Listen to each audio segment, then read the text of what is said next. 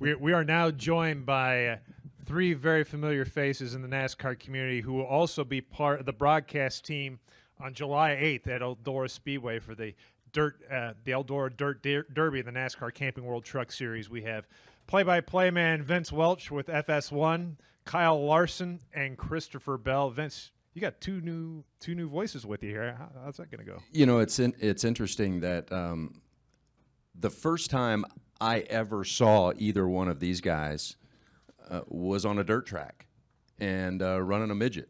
And so I think it's awesome to have an opportunity now to work with them in the broadcast role, because I've got the utmost respect for them and in regards to their talent, obviously in NASCAR, but especially on dirt, and most importantly and most significantly, I think for our viewer, their knowledge of the sport and the knowledge of the dirt, the surface, and where you want to be and where you don't want to be, and why this is happening and why that's happening. And I'm just really happy that we have an opportunity to have both of these guys a part of our broadcast later this year. Okay, we're going to open the floor up to questions. We're going to start here with Jerry, and we'll work our way around. Jerry Jordan, KickingTheTires.net and Performance Racing Network. Kyle, Chris, what are you guys going to do to prepare to be able to do this? Is Vince going to give you some tips, or are y'all going to do study some tape? I think actually tonight we're both set up to. I think I'm going to go up into the booth and kind of check things out up there to learn as much as I can. I think Christopher, I think he'll be down pit road with whoever. So yeah, I'm excited about it. I'm nervous though, really. There'll be a lot of homework that I think we have to do. We think we know everything about dirt, but I think once we get into that element, we're gonna be scared and probably forget things to say and who's out there on the track racing. So I'm definitely gonna study as much as I can leading up to the event to try and do as good of a job as I can.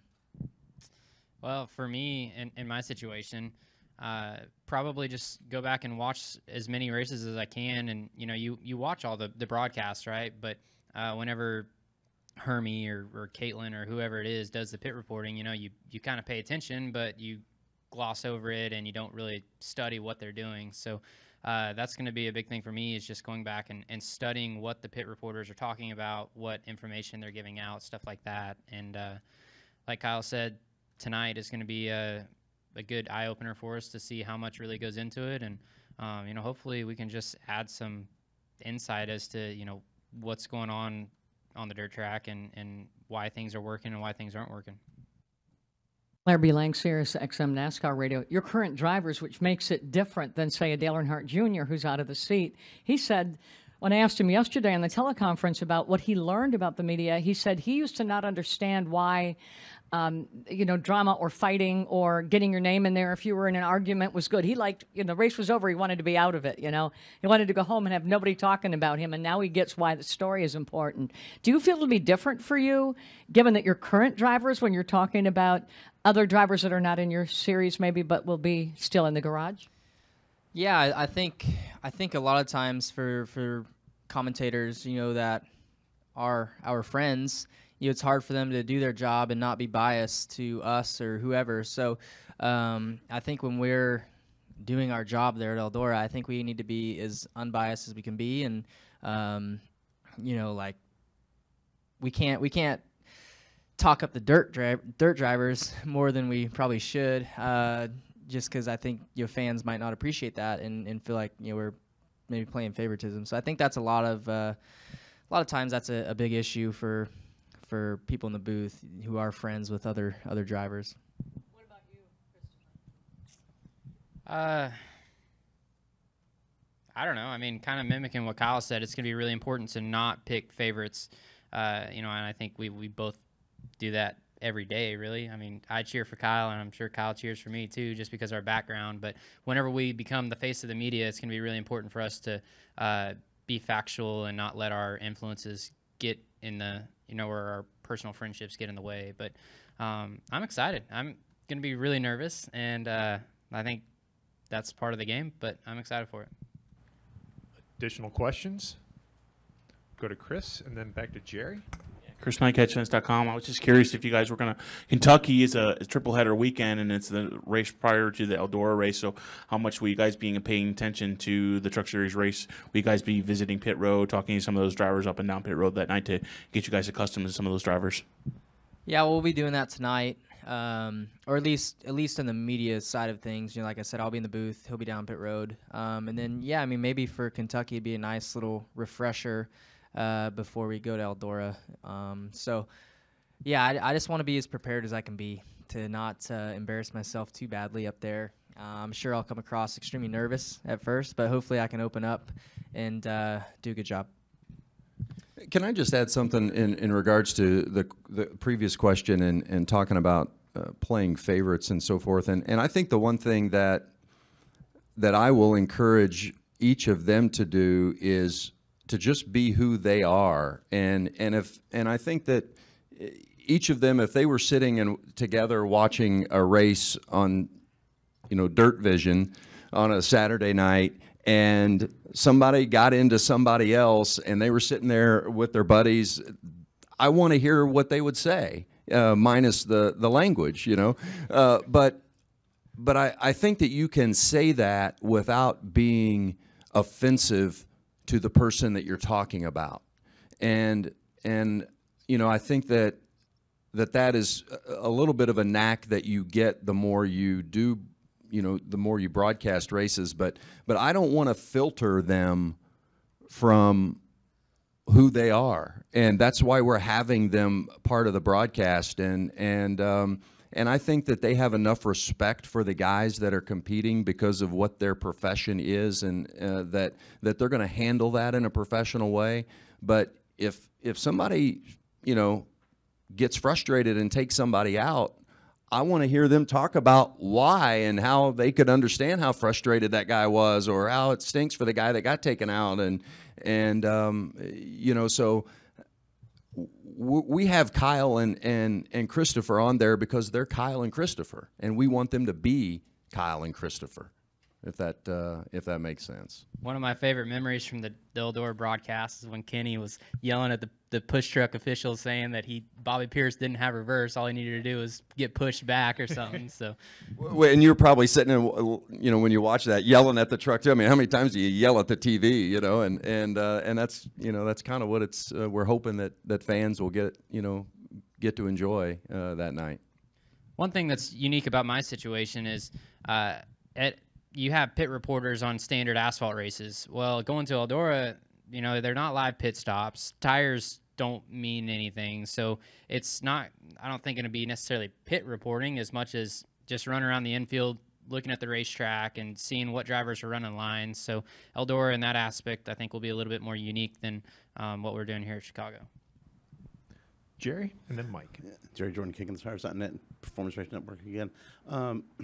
Kyle, next week is Daytona. What do you feel about the intensity there going to Daytona during, obviously it's going to be hot, even though it's going to be a night race? And also, for both of you guys, any 4th of July plans, any big plans coming up for Wednesday? I mean, as far as Daytona goes, I don't really know if I've heard talks about like more downforce maybe than what we have had there earlier this year at Daytona and Talladega. So I think that'll probably help the racing out if we do that with the hotter temperatures and things like that. But yeah, I don't know. I really haven't even thought about Daytona a whole lot. I don't really know if there's much to even think about at Daytona leading up to Daytona, just because it's the same style racing every time you go there. And then 4th of July plans, leading up to 4th of July, Christopher gets to run one more night than I do, but we're going to Pennsylvania to race with the posse there for their speed week. And then we'll both be done on the 3rd. And then we're coming home the 4th, and then I don't really know what we're going to do, or I'm going to do on the 4th. Probably just hang out with Caitlin and the kids and do whatever, maybe go on the lake or go to the pool or whatever, but just spend some time at home before I have to leave for Daytona. Yeah, I mean, after Saturday, I'm going to Pennsylvania, and he'll be joining me a day later, and we're going to be running sprint cars. So I was kind of hoping to race on the 4th of July up in Pennsylvania, but the way the schedule is, I got to be in Daytona. So the Xfinity teams are going to be working on the 4th of July. I think the garage opens sometime that day. So that's where I'll be. But we're gonna be racing before that. You should explain what the posse is. I mean, maybe they don't understand the posse. The posse. So Pennsylvania is like very, very. Their fans are Confident. Well, yeah, their fans are very confident about their local drivers. I wouldn't even call them local drivers because even if you're from a different state and you happen to end up in Pennsylvania racing every week, they claim you as Pennsylvania. But yeah, no, it's just a passionate group of fans over their drivers, and it's great for the sport, but they get on your nerves a little bit. Mike? Mike Embry, USA Today. Kyle, two quick ones. What's your impression of how truck racing has evolved at Eldora compared to what you might have thought when it was first announced? I don't know. I mean, I don't know. I think the style of racing is it really depends on how the track is. You know, that's the cool thing about dirt racing is the style of racing can be different year after year just depending on how the track is. You know, I think the first year I ran, which was the first year of the event, it was super slick and ended up actually taking a little bit of rubber, and we could kind of run off of the wall a little bit. And then the second year, it was just glass slick to the fence, and you just get kind of single file up there and beat the fence down.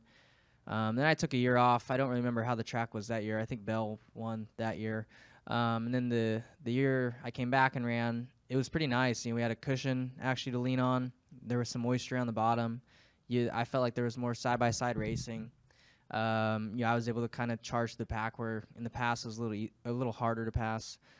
So and then last year was kind of similar, I think, to that. So yeah, I think they've gotten their track prep figured out a little bit better. And anytime you can get the track racy, the racing's always gonna be good. And I feel like your drivers have gotten better. Your regular Truck Series drivers, you know, there's not too many Truck Series racers that spend too much time in the Truck Series because it's kind of the stepping stone to the Xfinity Series and Cup. But I think you look at guys like Crafton and Sauter who've been there every year now, and Crafton obviously won last year. So they've gotten a lot better at it, and the racing's gotten good too. And a Cup question. Next week we reach the halfway point of the season. We still got a pretty long list of noteworthy drivers, including the driver of the 42 car who haven't won yet. What do you think is going on there? I know some of the drivers who haven't won, like you, have performed reasonably well, but just haven't made it across that last line. Are we seeing a situation where we've got a big separation or not? I wouldn't say it's a big separation, but there's definitely a separation between, you know, I think your top three guys are all fairly close. Any of those three can win kind of every weekend. And then I feel like there's a step to, you know, myself, Keselowski, Clint Boyer. Clint Boyer maybe a little bit better than we are. But I feel like we're right there, you know. I've ran second 3 times this year. I run second a lot, but yeah, I've been close a couple races. We just gotta, I don't know, their teams are just performing really well, and they don't make mistakes. And when they do, they can recover from them, you know, easily because their cars are really fast. But our team's, you know, making our stuff better and better every week. You know, it seems like every time we go to a mile and a half, you know, they're really excited about the car that they're bringing because it's better than the last one. So that's all you can ask for is just to get your stuff running better and developed a little bit nicer, and hopefully that stuff pays off. But I feel like we're close. I think other teams probably view us as being pretty close. We just got to get the job done. Go next to Dustin, then to Dave, and then to Bob. Dustin Long, NBC Sports, for both of you guys. I think some people might raise the question of why you guys race in other cars, especially after the tragic events of this past week. Can you just explain why it's important for you or why it matters so much for you to drive those cars? I think bottom line is just because we love it. You know, you could get hit by a car walking down the sidewalk. You know, it just it's unfortunate, but you know that. Okay, good info. But yeah, it did actually with Wendy, right? Is that what you're talking about? Yeah. So, anyway, it can happen to anybody in any style car. You know, we're race car drivers, so racing is not a safe sport, unfortunately. NASCAR's done a great job of making it a lot safer, and so have sprint cars. They've come a long way too. And you know, if you think about the pure numbers of what's going on, you have 36 Cup races a year, and in the sprint car world, you have 90 outlaw races a year. You have 60 all-star races a year, and hundreds and hundreds of local races a year. So, you know, there's just a lot more sprint car racing going on. But, you know, I think the bottom line is we love it. Yeah, I mean, I think it basically just comes down to the same thing. You know, I love it. You know, I think when it's terrible to see tragic things happen like that. And you would think, you know, I think the normal person out there would probably think like, wow, you know, why does Christopher and Kyle still go do that when things like that happen? And honestly, I don't think about the bad stuff that could happen when I'm strapping into a race car. I love sprint car racing so much. I love racing so much. It's just a drug, and you know, I don't think about the negative things. I just enjoy doing it, and I think if you're ever to think about the negatives, that's when stuff can go wrong. Go to Dave, then to Bob, and then to Claire. Dave Coleman, Milwaukee Journal Sentinel. Same topic, sorry, but when you guys do that, when you come to the NASCAR track, you know what you're going to get in terms of a safety crew and safer barriers and whatnot. When you go to a short track, there's all sorts of possibilities. People do things one way here, catch fence there, concrete wall there, nothing there. Are there things that when you go to a track, I mean, do you take a look at that? Do you go, no, I really don't like that? Or, yeah, this is the way things are, you know, this is being done right here. When you go to a small place like that, what do you notice and what do you think about it? Yeah, I mean, I guess there's a lot of the racetracks we go to are pretty nice facilities, but there's definitely some that need some work, and there's areas you can see that you would need work. I can't think of any tracks off the top of my head, but yeah, I mean, the track we were at Wednesday. Where were we at Wednesday? I wouldn't name call anything, but no, yeah, I don't know. But I think that comes down to the series. You know, whether it's World of Outlaws or All Stars or USAC or whatever. Could do a better job of not necessarily demanding that the track become safer, but I don't know, maybe there needs to, I feel like sprint cars, a lot of times people look at them as being unsafe race cars, but you know, NASCAR stuff, you know, they've made the tracks a lot safer, which has made the race cars seem a lot safer, which the race cars are a lot safer than they were, you know, a decade and a half ago or whatever. But I think they've made just as many improvements to the racetracks as they have the race cars, where I think sprint cars, we've continued to, you know, somewhat make the race cars safer, you know, with tethers and straps and, you know, safety bars and stuff like that. But I don't really feel like we've done a whole lot to make the track safer. In the tracks that have become safer, I feel like are tracks where they've had issues at, where, you know, I think you look at Volusia, you know, cars flipping into the crowd, and then you come back a year later and they have got an amazing catch fence. So I just wish the tracks would be a little more proactive, or the series would be more proactive in making sure that the facilities they're going to are safer. Go to Bob, and then finish here with Claire. Bob Hockris, ESPN. Are either of you guys carrying stickers or doing anything in memory of Jason? So the World of Outlaws had sent out a link to the logo that they're going to run, and I had emailed that to my team to have them put it on my car. I don't know if it got done or not. Okay, I got thumbs up. It's on. So I'll have the Forever 41 sticker in place of where my name is on my car. Yeah, and you know, I'm gonna try and do something as well. Claire B. Lang, Sirius XM NASCAR Radio. Vince, can you wrap it by talking about what having young guys like this in the booth does for people to get to know them, for making the names? I mean, he's already in the Monster Energy NASCAR Cup Series, but there's something the booth does, or being on pit road, or giving them opportunity to do what you do that is very, very good for the sport?